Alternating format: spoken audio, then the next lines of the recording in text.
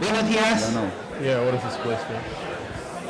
Good morning, everyone. And first of all, please excuse the delay. This is Singularity University, and we are getting exponentially complicated now with 5 computers instead of 1. So first of all, let's watch the introductory video by our founder, Peter Diamandis.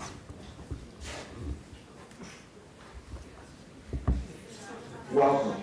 By joining us here today, you are now part of the Singularity University global community. Singularity University is a B Corp, an impact organization located at the NASA Research Park in the midst of Silicon Valley.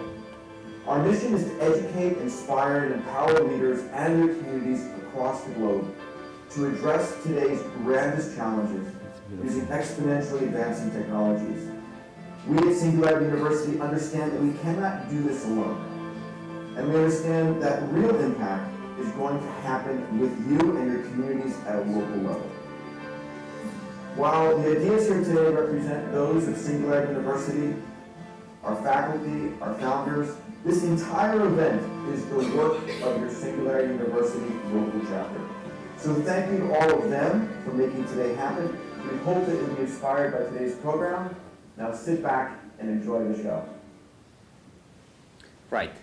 So first of all, thank you for being here. Thank you for joining us today. It's going to be an amazing presentation for a number of reasons. First of all, the quality of the presenters. Second, because we have the Vice President of Singularity University with us, and he will be introducing each of the 4 speakers. The speakers will share with us their projects, their entrepreneurs, they are doing their best to accomplish the challenge that Singularity University poses us, which is how are you going to positively impact the lives of 1 billion people in 10 years through technology, nonetheless. Now, it's a very happy occasion also because of something that took place the day before yesterday. Thomas Kreis, the Vice President for Singularity University, got from the hands of our mayor the Golden Experience Award that the City Council has awarded Singularity University for her mission to educate, to inspire, and to empower leaders around the world to use exponential technologies and face humanity's grand challenges. So please join me in welcoming Thomas Kreis.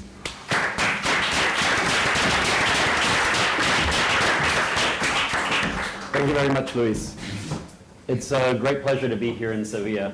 Luis was one of the first chapter leaders that I met when I came to work at Singularity University. And at that time, he said, I'm going to get you, Thomas, to come to Sevilla. And I said, yes. And he was just like, no, you must come. And he has spent the last 18 months, if not more, insisting. And I realize now I should have taken him up on day 1. It's been a phenomenal experience here in Sevilla. As you know, or as some may know, this week in the United States, where I'm from, we celebrate Thanksgiving, which is our day of giving thanks for the founding of our country. And I couldn't even dream of a better place to spend it outside of a table with my family. We had a wonderful soiree with Luis and friends last night. Part of my job at Singularity University is to help to manage the community. And we have a community of over 150,000 people that are in 160 countries around the world, 148 countries around the world. And these 150,000 people are learning about exponential technologies and our global grand challenges, and they believe in this abundant future and they want to learn more from us. So when I look out on the audience, people like you, I'm hoping that you will join us in our community to help us to improve the lives of 1 billion people. There are many ways that we actually bring people into Singularity University, and it's been a real pleasure this week to get to know Emily and Alex and Gilad and Fabio, because they're true representatives of the kind of people that we have coming to Singularity University and learning, and then taking what they've learned and actually making something happen with it. 3 of the 4 of us, not Emily, but 3 had gone through our Global Solutions Program, which is a 10-week program that we hold on the NASA Ames campus in Moffett Field in California, where they come and they get a really intensive experience with us, learning about all the exponential technologies, forming project teams, and then ultimately going out and creating companies. And so what you see on stage in front of you today are 4 different companies that are actually attacking the global grand challenges, challenges dealing with water, dealing with energy, dealing with health, and dealing with space. So I couldn't be more pleased to be able to share this, share the stage with these 4 people and Luis, to be able to bring part of Singularity University, of it actually being in action, not just learning, but doing something. And as Luis said, this notion of improving the lives of 1 billion people, I firmly believe that any one of these 4, if not all 4 of these companies, will be able to achieve that all on their own. So I'm very thankful that you were able to come and spend time with us today. Luis has been an amazing chapter leader. We have 83 chapters around the world right now in 48 different countries. And I have to say that this is my favorite chapter. So thank you, Luis, so very much. Thank you for all joining us today. And the first person that we'll be having speak to us is Alex, telling us about X1 Wind. So Alex, please.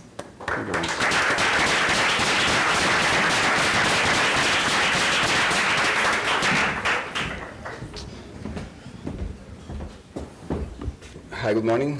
Thanks for coming here. So, as Thomas mentioned, I just finalized the GSP program at Singularity this summer. So I'm the last one of the people here that went through the program. It's an 8-week program, but we were extended for another 8 weeks, so it was 16 weeks, almost 4 months in total. And I must say that it has been a really life-changing experience. So later on, I think my colleagues will also mention that, but I really want to point out that the work that Singularity is doing, both in terms of learning and showing technology, but also in terms of getting a network of people working together, it's impressive. So I want to talk to you about the project that I'm working on right now. So we started this project 2 years ago with my co-founder, Carlos Casanovas. He developed this system at MIT.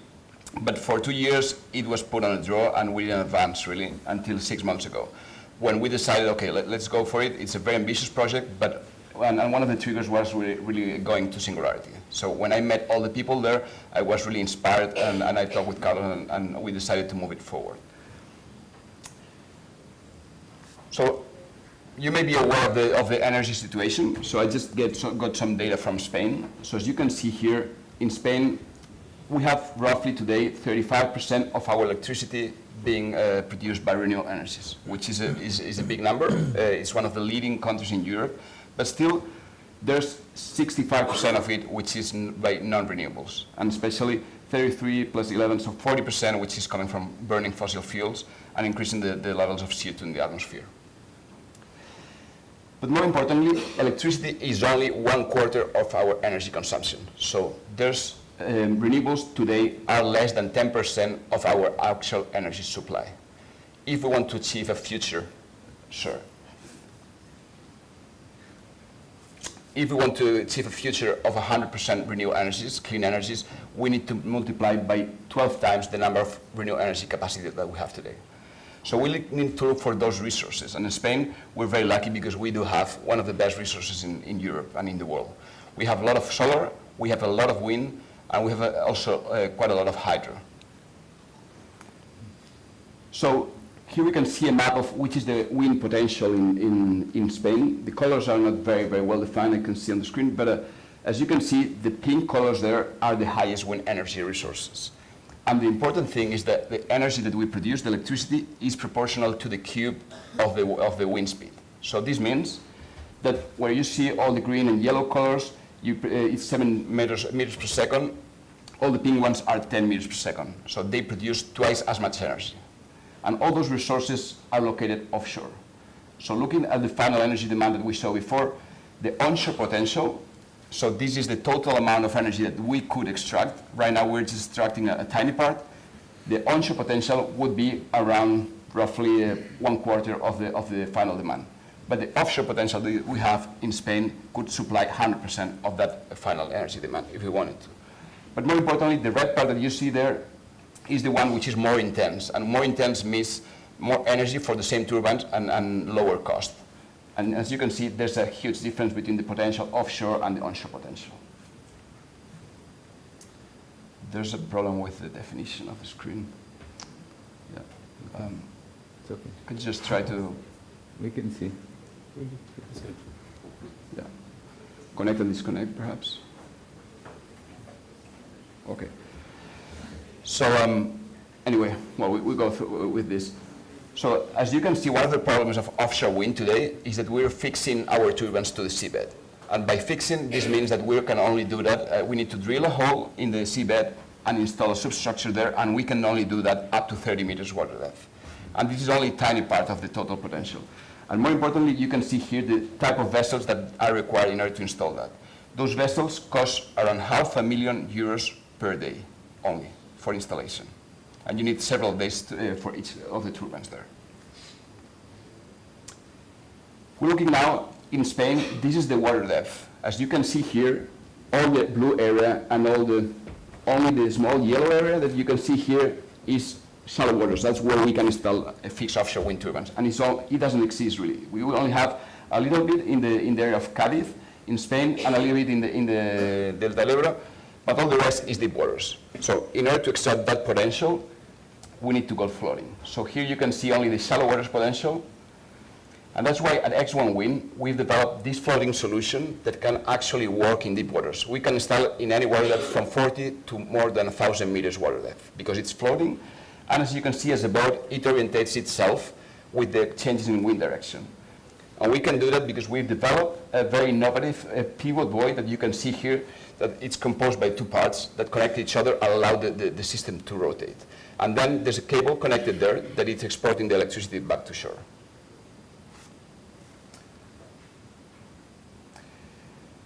We are not the only ones developing. So as you can see here, we have the monopile, which is the fixed foundation that you saw before. So this is the existing technology, but there's a few companies developing floating solutions. The first one was installed in Norway, and by Acto, which is an oil and gas company, which uses spar technology. And as you can see, it's a very heavy and very long substructure that keeps the turbine in position.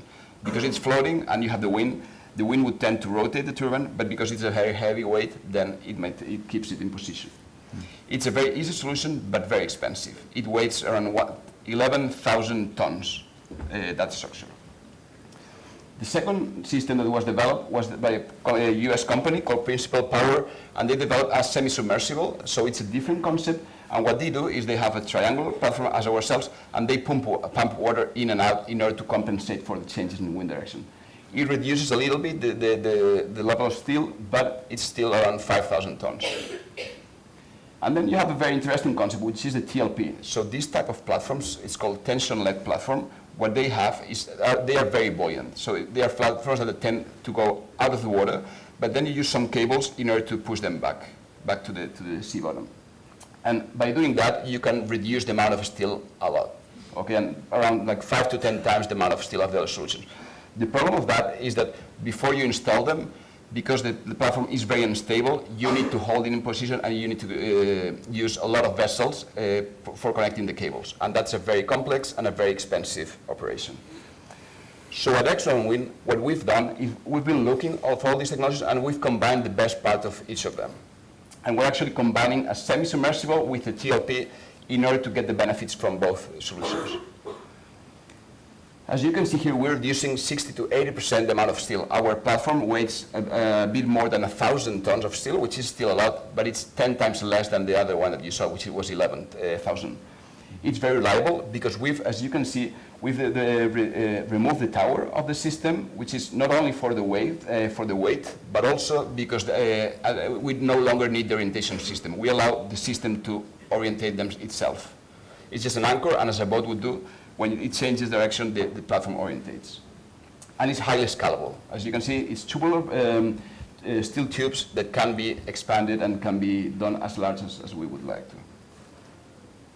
By doing that, we're reducing the capital cost. The capital cost is the cost of buying those turbines by half of the best solution existing today. And in the long term, we still expect to reduce the cost and be competitive against any other renewable energy source. And right now is the moment to work on floating offshore wind. We've seen that the first concepts have been proven already in the north of Europe, and there's a lot of market appetite for these technologies. The market potential is huge. Only in Europe it's 4,000 gigawatts, and globally it would be around 10,000 gigawatts, which is 14 times the actual onshore wind turbines that we have today. We want to focus first on islands, because islands still rely on diesel generation, are small and isolated energy systems, and they have very high energy costs, because they need to import that diesel from elsewhere. And also, they do have normally very good wind resources and very deep waters. So our solution is the only wind solution that is possible in those areas. And in the long term, as we reduce our costs, we want to tackle the larger markets such as Spain, Europe, the US, Japan, Asia, and Africa. We're an early company, so we were founded only in June this year. But as I said, our track record comes from 10 years of experience in the sector, and both my co-founder Carlos and myself, we've been at MIT developing the technology. We patented, so we filed a patent 6 months ago, and right now we've obtained a couple of prizes. One by InnoEnergy, which is a European entity among 50 European innovations in the energy sector. And as I said, we were also accepted at Singularity University Incubator Program, and we've been also offered the opportunity of being part of SU Ventures portfolio. And which are our next steps? So right now, we're at the validation. We've proven our concept both with simulations using the most advanced software, which is called OrcaFlex right now, and we're preparing a small-scale tank testing. And why are we doing that? Because by doing at small scale, you can build a small prototype, and there's tanks in Spain, but also in Europe, which are able today to simulate in a very small scale both wave, wind, and currents at the same time. And with very few money, you can already validate and see which is the stability of the platform. Should be aware that one of those prototypes by itself costs around 20 million euros, and it's only a prototype that you will use for 3 years. So it's a very huge investment, and you want to learn as much as possible before going offshore. So that's why in next year, before going offshore, we want to do an optimization. We want to run some iterations, both in doing simulations, then validation and tank, then simulations again, improving, and then validation. Then 2019 to 21, we want to do the first demonstration at sea, and we're talking already with the Canary Islands to do that. And in 2022, we expect to be commercial. So that's it. Thank you very much, and we believe that the future of energy is offshore. We have 70% of our planet covered by the oceans, and they contain the most intense energy resources, which remain still untapped. Thank you very much.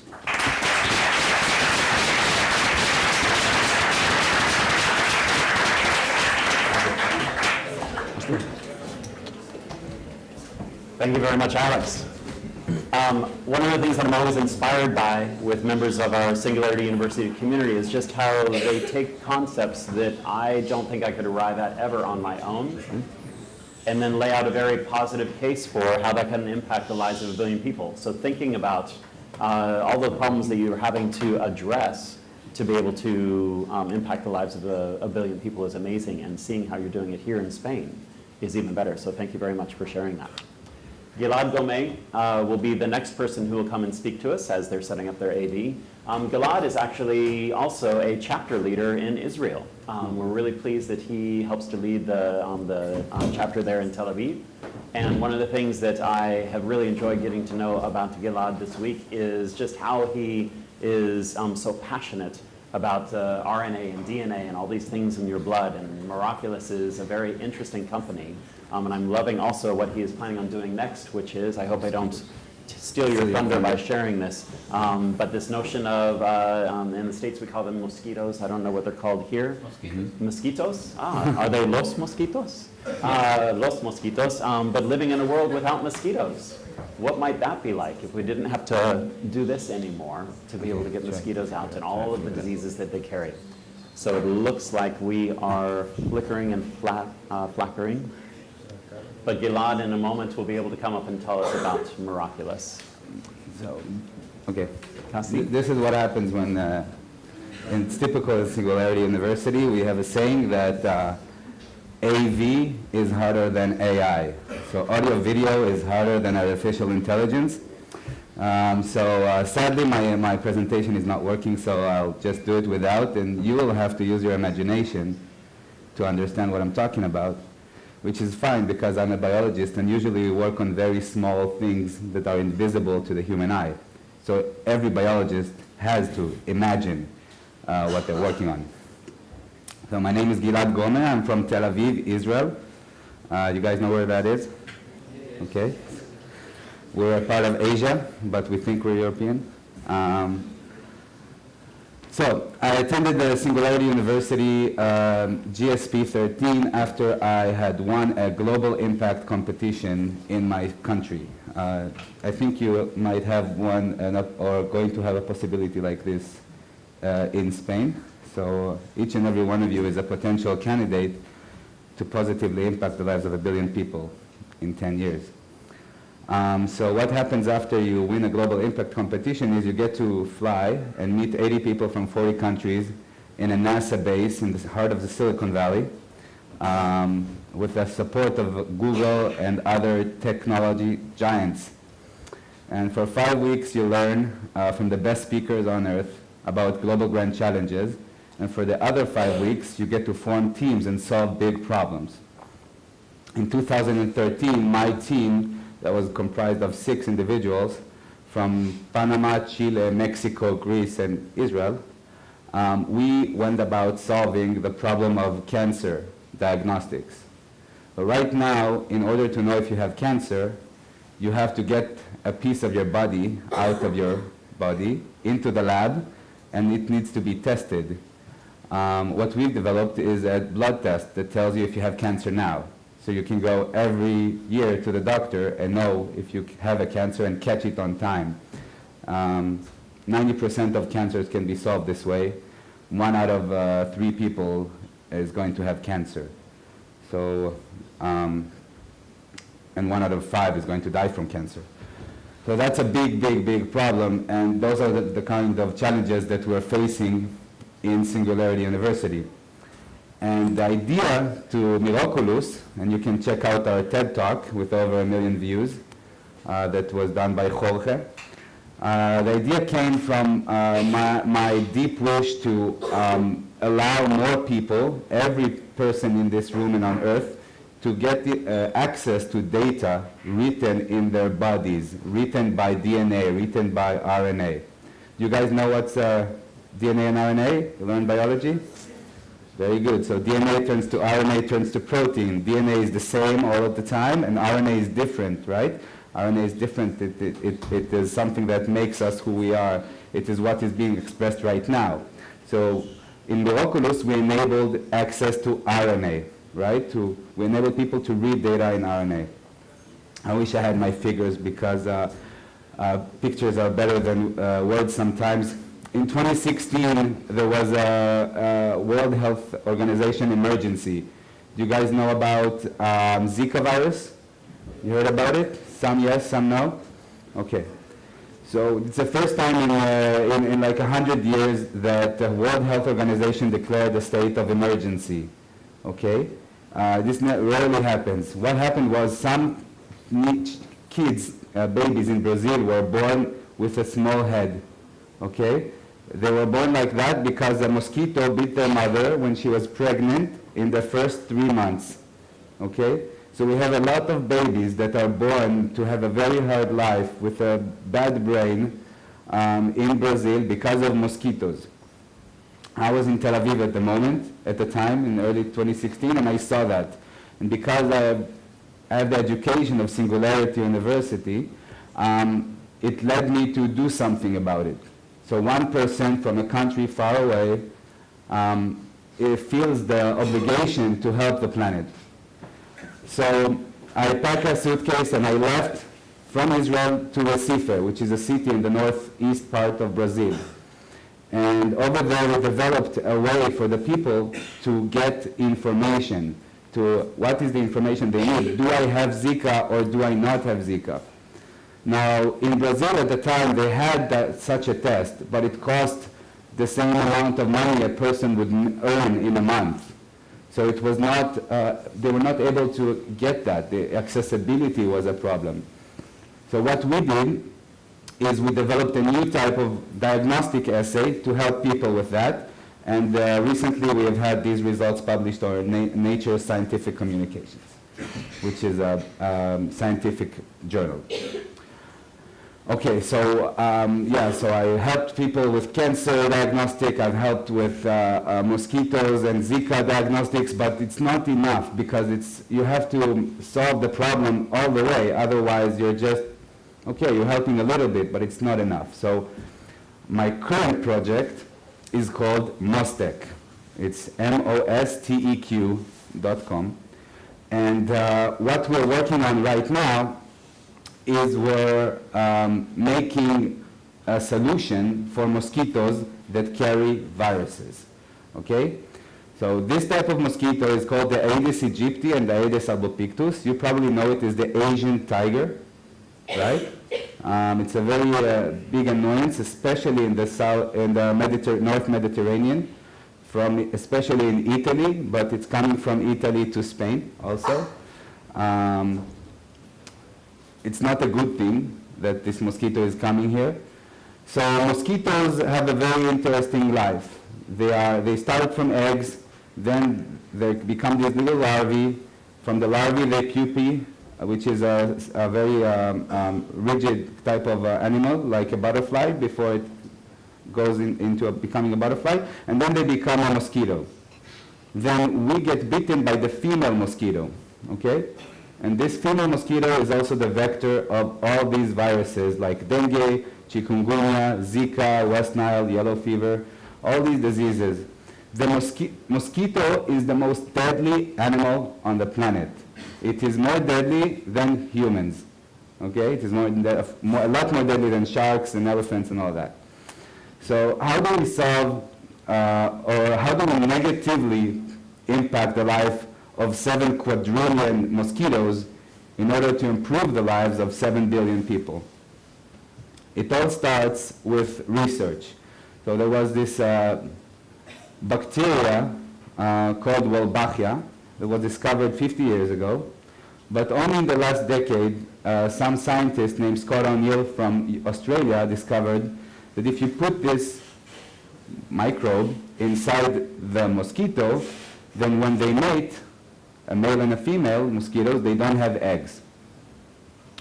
So this was a very big discovery, and right now several companies in the world are trying to harness that technology in order to create scalable solutions. This is becoming a bit scientific and it's hard without the slides, and I see you guys like kind of clinking in your heads. So basically what we're doing is we're making like an espresso machine, okay? And inside the Nespresso machine is going to get Nespresso pods, but it's mosquito pods, right? We put the mosquito pod in the Nespresso machine, and out of the machine comes out, not espresso, mosquitoes. But these are special mosquitoes, right? Because when they mate, there is no eggs, okay? The eggs are non-viable. So if we put a lot of these Nespresso machines across cities where there is a lot of mosquitoes, then these sterile mosquitoes, these mosquito-friendly mosquitoes, are going to mate, and we're going to decrease the number of mosquitoes in our environment. By doing that, we're doing something better than finding a vaccine to Zika. We're eliminating the problem at the source. So this is what I'm working on, and I'm very happy that a lot of you already know what is DNA. And I hope that all of you become involved somewhere or another in the industry of life sciences. It is the best thing you can do in your generation. Thank you.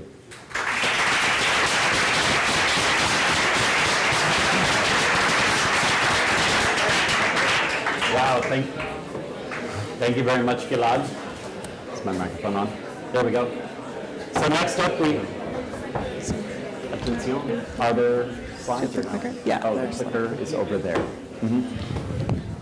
So thank you very much, Gilad. What I love about Gilad's story is that he helps us to be able to know that once you learn something and you apply it in one sense, it actually helps your curiosity lead you to come up with other solutions.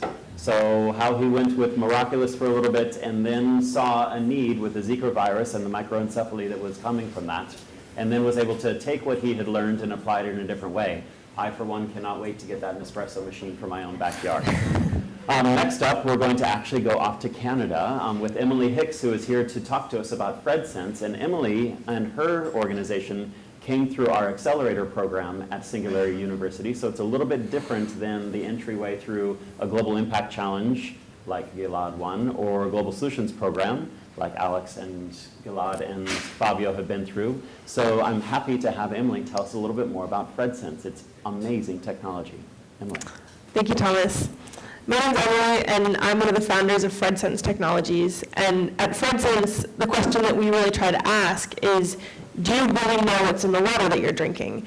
And the truth is that you probably don't. And that's because even though every day we use 64 billion liters of water around the world for different industrial processes, we really don't have a lot of good ways to know what's in our water. Most of the technologies that we have sit in labs, which means that if you want to figure out what's in your water, you'd have to package it up, ship it off to a testing lab, and then wait, maybe 2 days, maybe 5 weeks to get data back about what exactly is in that water sample.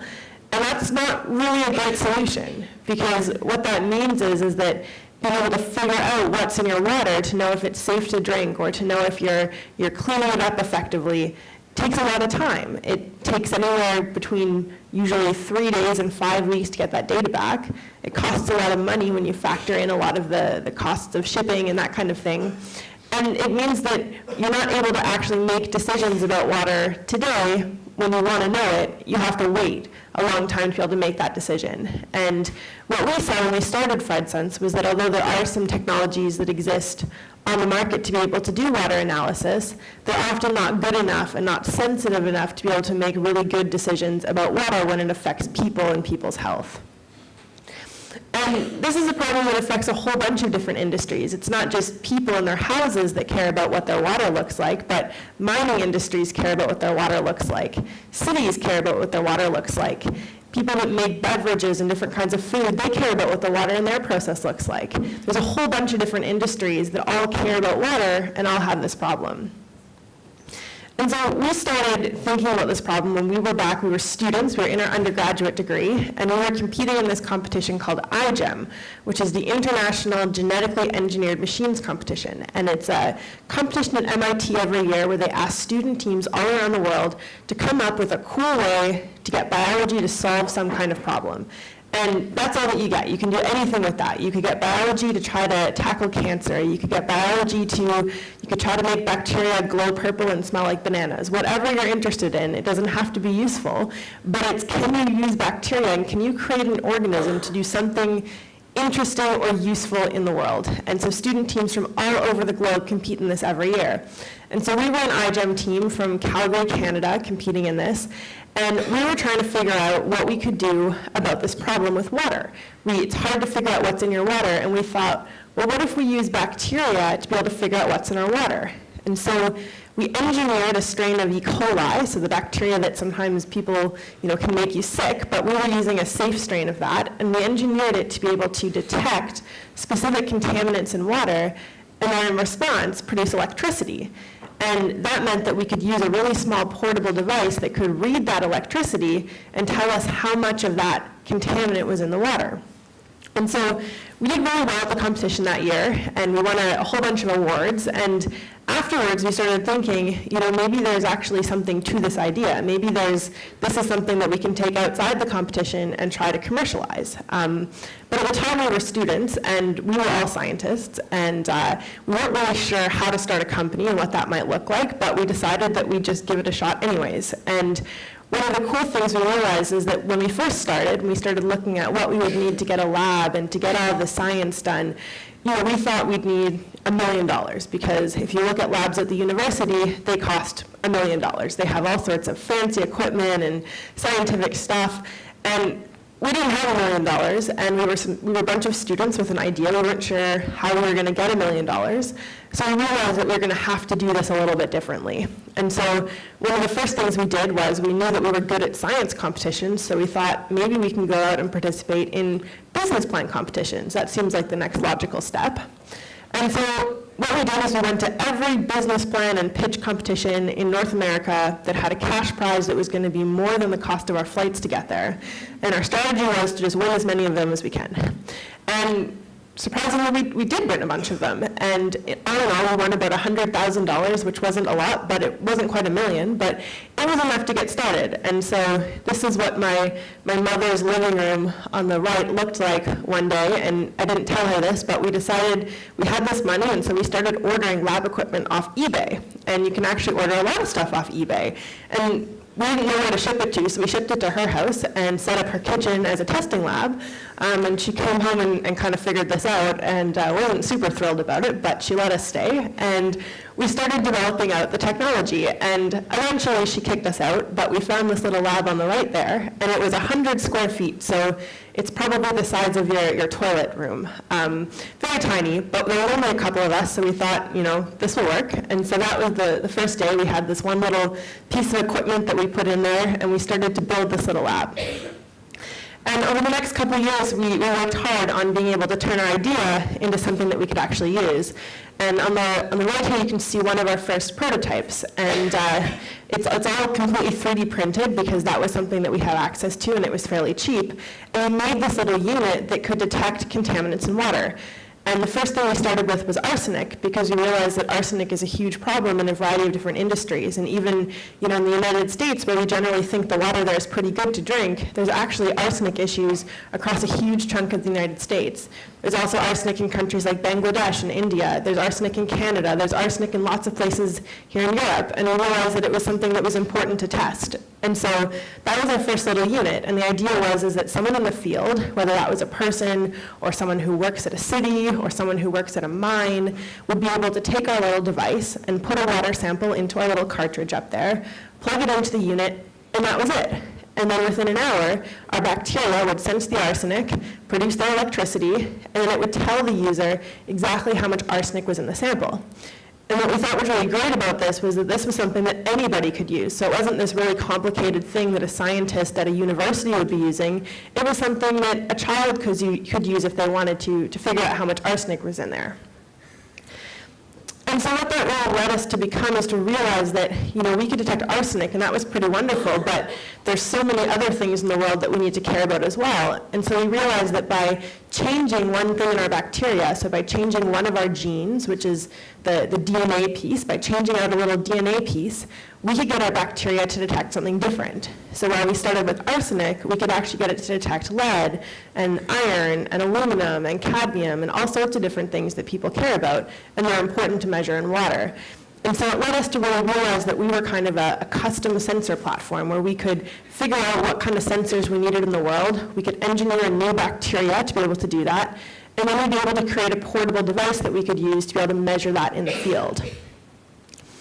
And so our first sensor was for arsenic, and we started out using that in the utility space in the US. And we realized that all cities in the US that have arsenic kind of have the same problem. And we found this problem by chance. We got contacted by the city of Phoenix, and they told us that they had this problem where they knew that there was arsenic in their water. They were working on cleaning it up, but they were using a lab that would tell them every 2.5 weeks what the data looked like 2.5 weeks ago. And then they'd have to go, okay, that was high, let's try to make it low. And then it would come back and, oh, that was really low, let's try to make it a little bit higher. And they were kind of playing this game, and they needed a way to be able to figure out what does it look like today so that I can make a change today to change that. And so they contacted us and were interested in using our technology. And we realized that this was a really interesting market for us because we could help these utilities be able to make sure that their arsenic was always kind of within a certain band. They would always know that it was not going to be over that limit, but they also knew that they weren't going to be over remediating because that's really costly on the remediation infrastructure.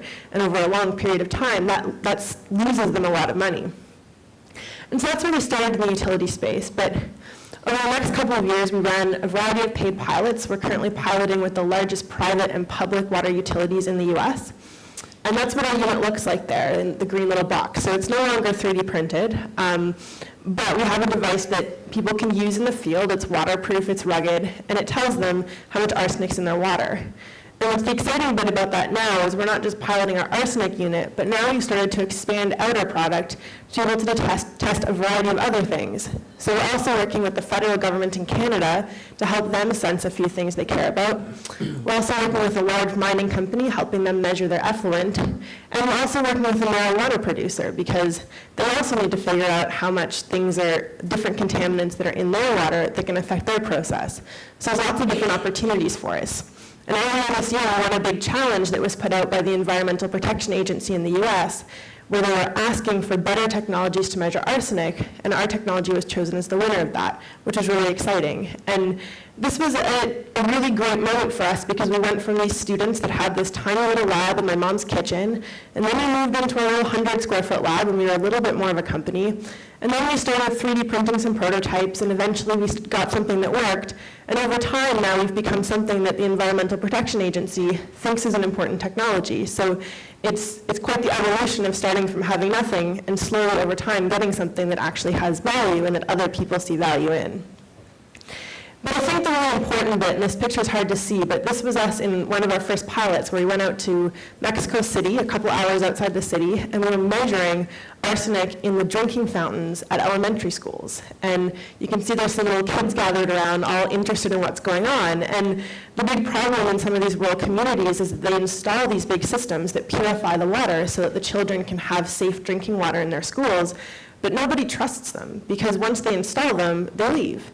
And it's some people that come over from the US and install the system and then leave, and nobody knows if the water is safe to drink. People tell them that it should be, but they don't know.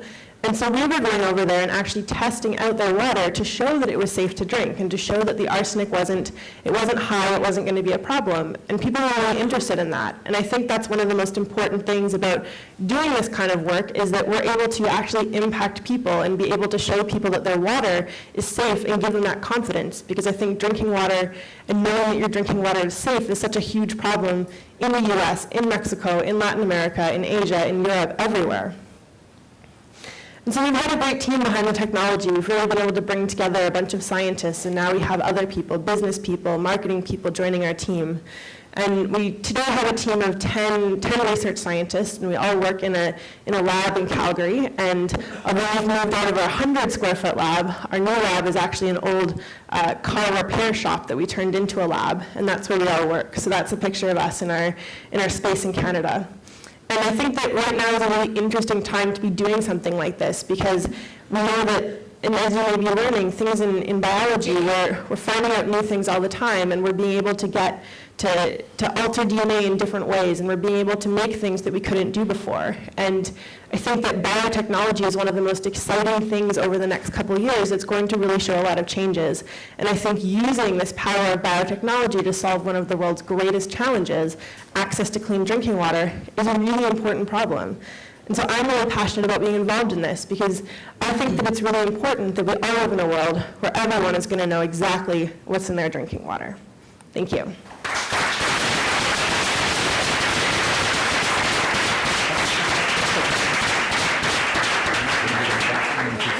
Thank you very much, Emily.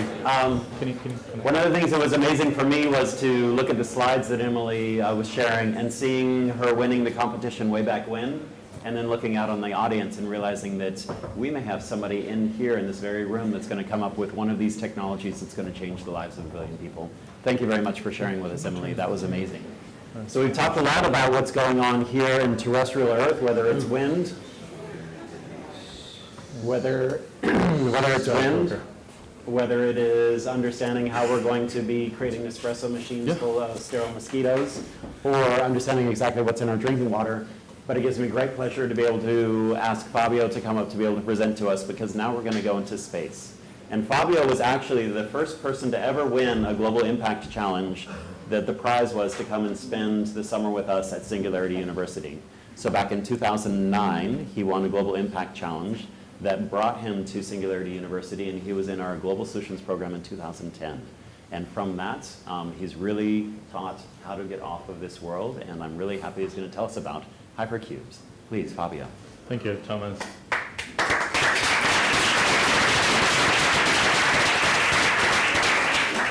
So my name is Fabio. I'm originally from Brazil. Now I live in California where I'm running hypercubes. And when I went to SU, the problem that struck me the most was that in 30 years, there will be 10 billion people living on this planet. This is a huge number that comes with many challenges on global resources, food, water, energy. It's almost kind of hard to make it tangible, but just to give an idea, the size of the problem, we're going to have to produce in the next 3 decades more food than we did in the last 10,000 years combined. No one knows how to do that.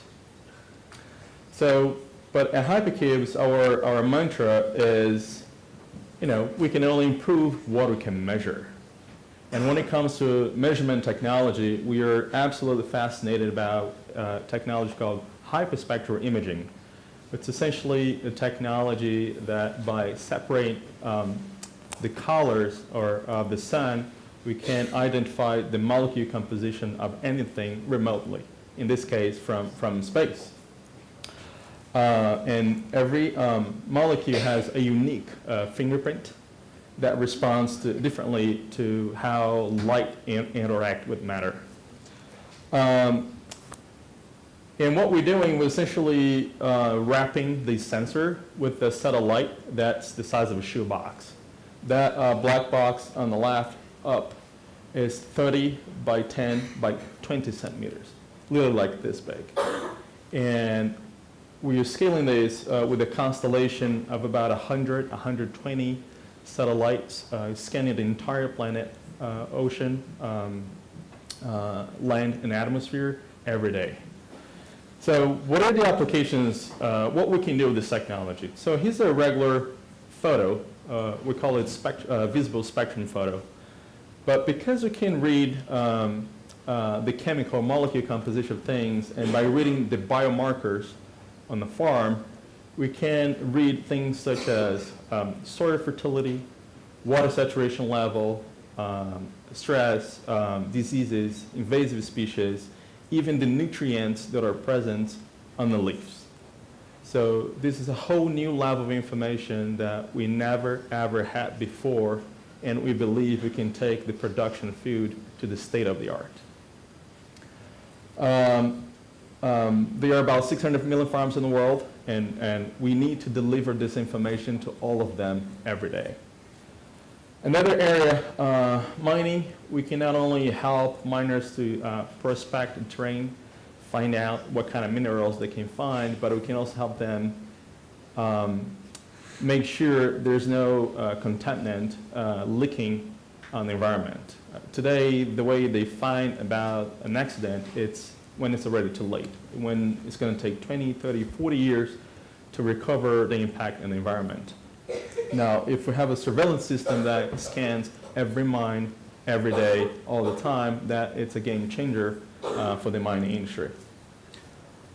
Here's an experiment we did last year when it comes to mining. So this actually, we team up with the SETI Institute. It's like a division from NASA that looks for intelligent life off the planet. And there was a meteor shower in California, and the way these guys, they retrieve meteorites, essentially a bunch of people holding hands, looking at the floor for hours. So what we did was we equipped the drone with our technology to survey this whole area, and we did it in a couple hours. And the result was essentially, we did find what we were looking for. So what you see in my hand right there is a meteorite like this big that weighs 5 kilograms. Extremely dense material that was easy to detect with our technology. A different application, but equally important, is the monitoring of oil and gas pipelines. There are about 1 million kilometers of oil and gas pipelines all over the planet. Most of this stuff is underground.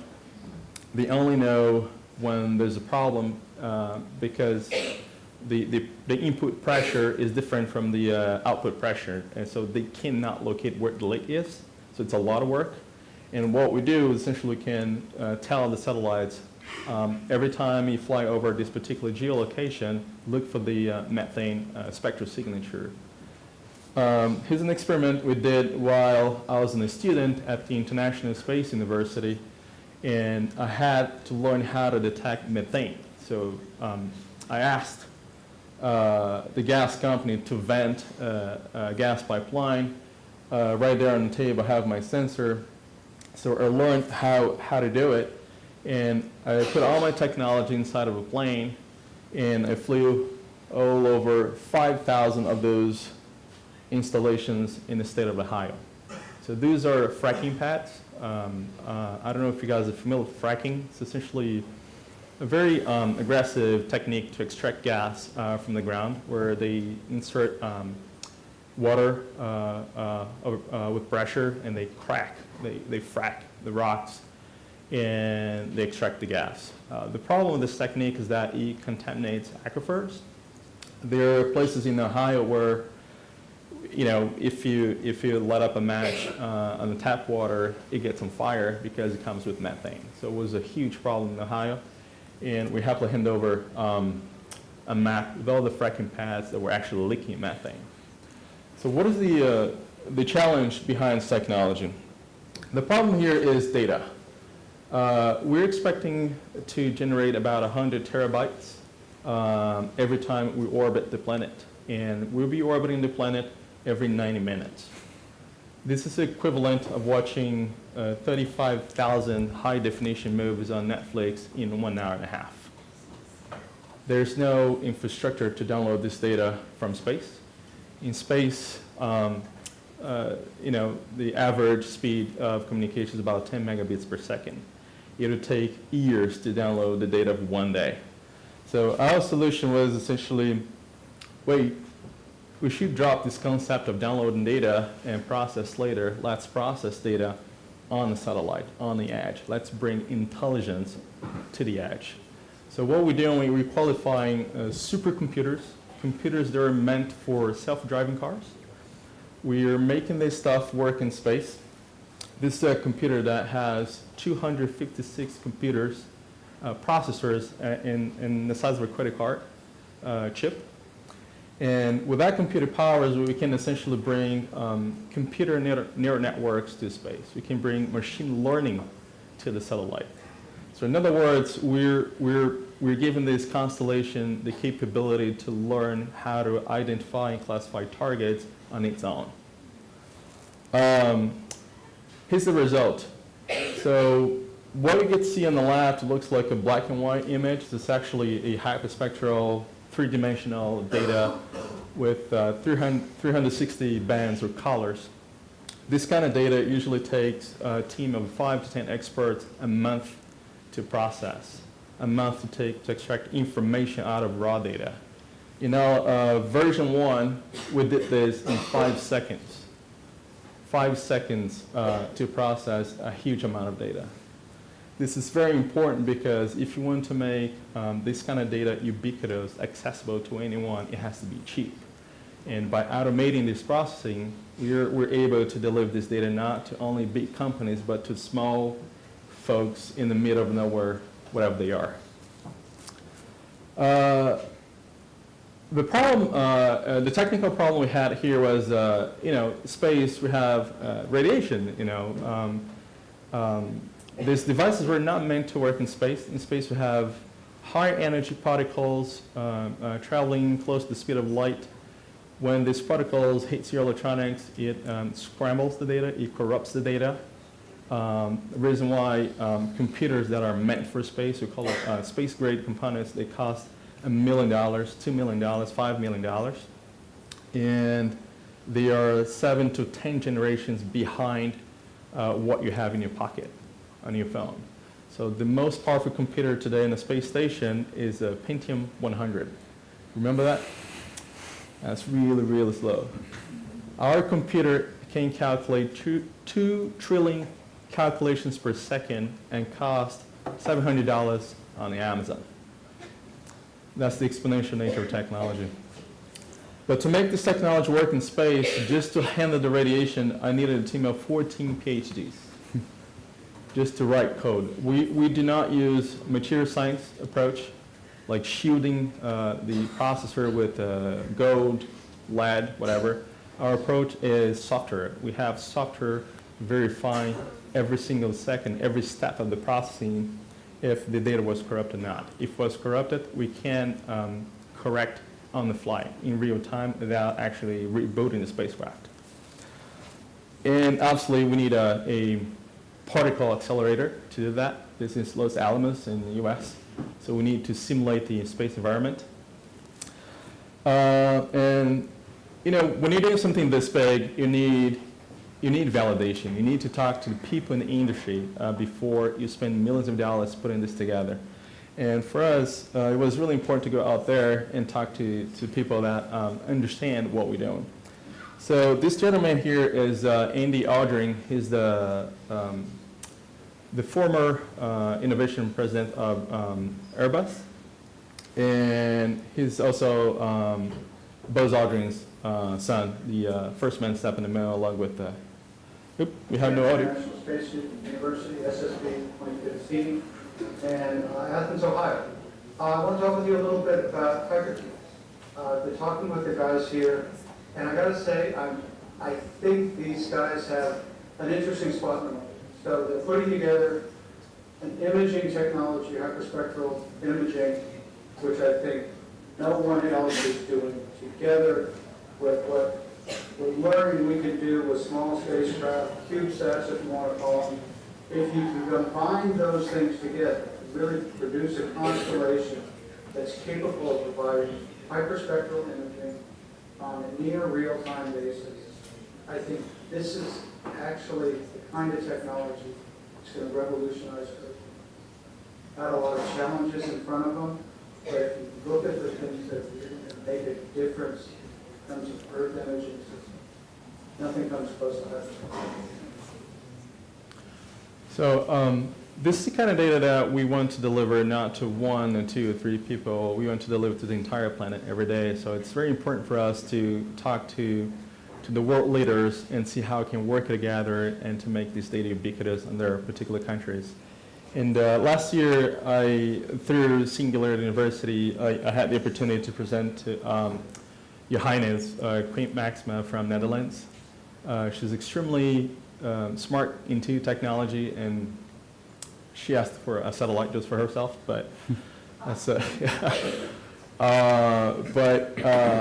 this is the kind of people that we're gathering to see, hey, you know, climate change, it's everybody's problem. It's not only government problem, but here we have a solution. Let's work together. Recently, we got the chance, my CFO got the chance to, totally by chance, to present this to our beloved former President Barack Obama. They are both in the same hotel and say, hey, Obama, come here, let's talk. Obama is going towards social impact initiatives. So it was important to have hypercubes under Obama's radar. And recently, I got a chance to spend a few days with Sir Richard Branson at his house. Sadly, Necker Island's completely destroyed right now because of the hurricanes. But the reason why I went to see Richard was because Richard's launched a new company where he sees the opportunity on the small satellite revolution, and he'll be launching those small satellites off of a rocket installed on the 747. That means we can launch this stuff from anywhere on the planet in a fraction of a cost. And it's really, really important to address access to space costs. Today, it costs us about $70,000 to $80,000 per kilogram to launch our satellite into space. His technologies will be about half of that, like 45. And he's extremely worried about climate change. He launched, on the same week that I was at Necker, he launched an initiative called Ocean Unite, which is essentially to bring awareness about the importance of monitoring the oceans. And At national television, one of our advisors, Nicole Stott, a former NASA astronaut, made him our proposal which was essentially, hey, Richard, if you're willing to launch our satellites at no cost, we'll be willing to monitor the oceans at no cost. Climate change is everybody's problems. We have to work together. The private commercial companies have access to tools that we never had before, and now's the time to work together. We're still waiting for an answer. It was a really good initiative, and we kind of hope that we're going to pull this off. Here's one last slide. It's very important to us, like Fred says, to build your technology along with the people that need it on the ground where the problems are happening.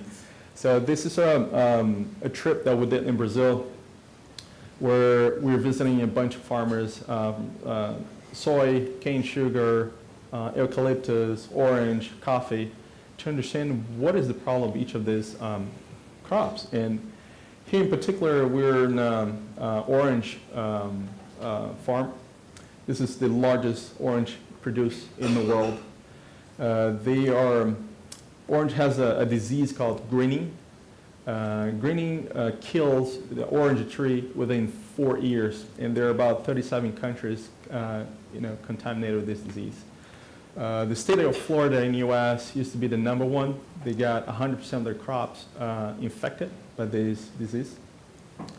And what happens that when that happens, right too late. There's nothing they can do. The way they know how to stop the advancement of the disease by simply removing the tree from the ground, but they don't know how to detect the disease before it's too late. And this is where we come in. So most likely going to run a lot of pilots in Brazil, not only for orange, but coffee, ethanol, cane, coffee, and soy. This is we're just two founders. We both attended Singularity University. We both went to the International Space University. In Hypercubes is our life project. This is the technology we want to see. We want to impact now 1 billion, but the entire human race from now on. Thank you.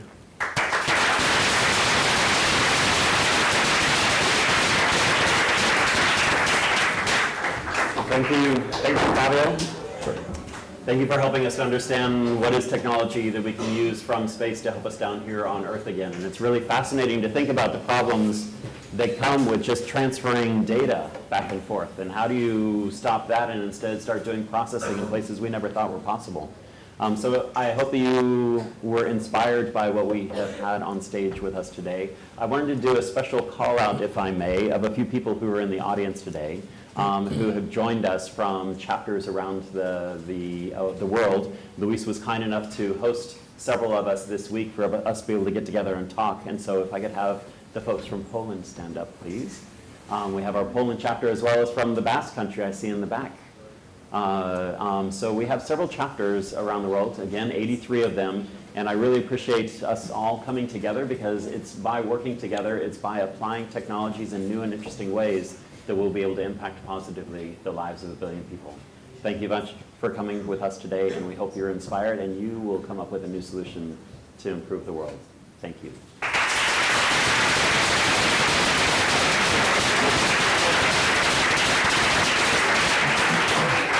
And now I'd like to open up, are there any questions that people have of anyone here on the stage? Any questions? No hay preguntas? No. One. Brilliant talk by the gentleman from Tel Aviv. I thought it was great. And it's exciting that you're hopefully going to be able to do away with the spread of these diseases. Are you in the back of your mind thinking that there might be a danger that the mosquito fights back? Fights back? Yeah, like producing even worse ways of killing us all. Usually I get the question, don't you think the mosquito is important for the ecology? Okay, so let's talk about the mosquitoes. The mosquitoes they're not bad. They're just mosquitoes. All living organisms on the planet, life started 4.5 billion years ago from a single cell called LUCA, the last common ancestor. And since that first cell, everything in life, everything we know is coded in DNA. So bacteria, unicellular organisms, insects, fish, amphibian, reptiles, birds, all the way into mammals. It's all a part of one system that is life, that is coded in DNA. So the mosquito is just one insect out of a lot of insects, one of the most abundant classes on the planet. And this specific kind of mosquito, Aedes aegypti, and the Aedes albopictus, more common in this area of the world, they're both very strong invasive species. And they take blood from people and animals to feed their babies. They're not doing it because they're bad. Okay, this is just how they are. This is how they evolved to be. It's just like a big fish will eat a little fish. This is how, it's not bad, okay? So the mosquitoes are not going to fight back. This is it goes to because no other living organism fights back. Even when we graze, when we harvest wheat, or when we grow cattle, or when we use breeding for our dogs as pets, none of these living organisms fight back. Humans have always been trying to use their powers, their consciousness, to control life. And now today, when we have the ability to use DNA and RNA, we're able to harness life and direct it to the areas where we want. I didn't mention it in the talk, but the reason why we're seeing more and more epidemics, like recently in Rome in October, they had a big chikungunya outbreak, which is a virus from this mosquito. It is because of several things. Population growth is exponential. This makes the distance between people shorter, okay? In addition, climate change is making organisms move as climate changes. So you're going to see more mosquitoes here in the next 50 years or 100. These mosquitoes will come from areas with a similar climate to here and to other places. So population growth, climate change is leading to a more dangerous future, if you may. And that is why several organizations on Earth have took the obligation to fight this. One is from Australia, a non-profit called Eliminate Dengue. One is from England called Oxitec, and another from the USA, a project by Google called Debug, by Google's Verily. The fact that Google debugs, Google took on this initiative is a strong signaling for the world. It's just like 10 years ago when they started working on autonomous cars, and everyone was like, whoa, I'm afraid from a car that drives by itself. So today Google is also building machines that grow mosquitoes, and they released 20 million mosquitoes in Fresno. So don't worry, it's male mosquitoes, and male mosquitoes don't bite because they don't carry eggs. And we want to be a part of that revolution and help solve this huge problem. Yeah, I hope I answered your question. Thank you. Someone raise in the back? Next, there we go.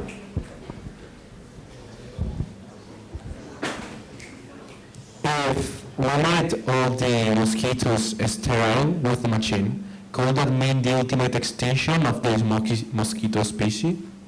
Probably not. So this mosquito is the most adaptive species on the planet, one of the most, all right? So every time a male mosquito and a female mosquito mate, they make 100 to 300 eggs. This is extremely scalable, considering that they live for 2 weeks. So every 2 weeks, every couple make 300 eggs.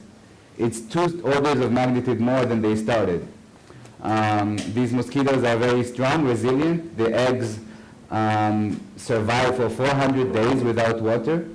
And this is why, because of us being globalization, we're moving things from place to place, ships, people, cargoes. And so this is how these mosquitoes got everywhere on the planet, currently co-inhabiting with 2.5 billion people on the planet, mostly in the tropic and subtropic, so all the middle of Earth.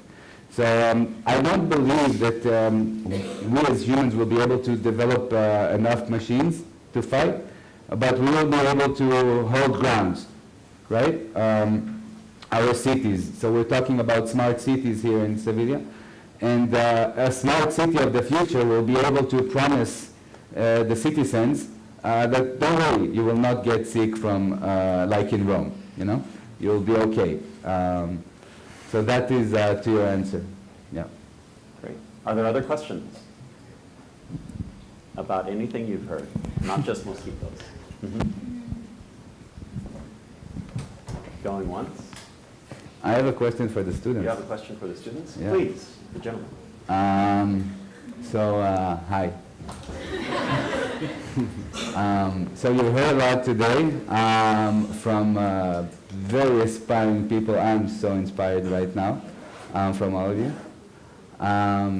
What do you feel, do you think that you see yourselves as entrepreneurs or a part of the story of the human race, creating technologies to solve big problems? Just if you can raise your hand if you think that you can be a part of that. We have one. One, Two of them. 2, 3, 4. Well, that's four. So I see the back row. The back row, okay. What, and if you said yes, what problem do you want to solve? Years ago, I thought about the problem of mosquitoes because I really hate mosquitoes. And it's true that I didn't thought about like getting rid of them, but to have something that we could get like when we born, some kind of medicine or something that make us like don't feel the mosquito bite or avoid the consequences. So I really thought about that idea. That is a beautiful concept, super creative. I think you're lucky that you get to go to this school that allows you to think this way. I think what you're talking about is gene therapy and editing our babies so they don't have viruses, which is beautiful. It's a part of the future in 50 years maybe, when you're after your PhD. Good job.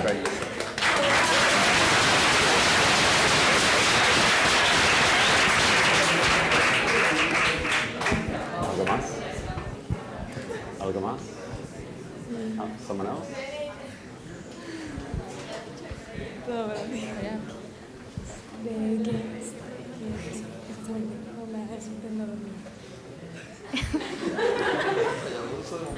So I don't know what problem I want to resolve, but I know that I want to do something.